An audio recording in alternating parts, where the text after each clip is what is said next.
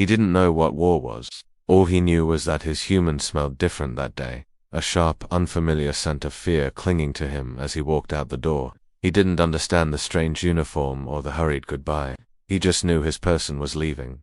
Days turned into a lonely quiet. Then, one afternoon, the kind neighbor from next door knelt down, her eyes sad. She gently tied a small folded piece of paper to his collar. "Take this to him," she whispered, her voice barely audible.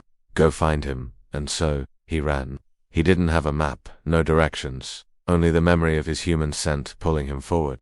He ran for miles and miles, his paws growing sore, his body tired, but his heart determined. He crossed fields, navigated through forests, and followed dusty roads until a sprawling camp of green tents came into view.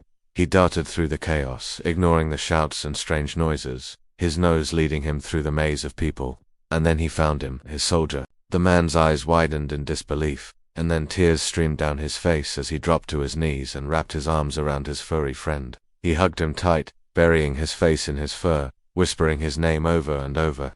That day started a new routine. Every week, the faithful dog would make the long journey, a new letter from the neighbor tied to his collar. He became a beacon of hope in the camp, a furry messenger of love.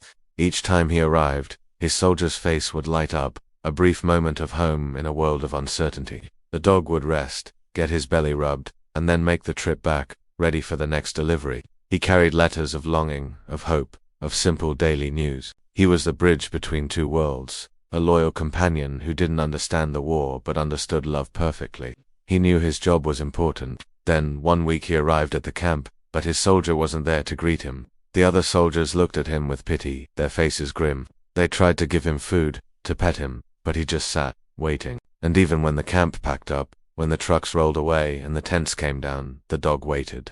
He found his way to the border gate, the last place he'd seen the convoys go.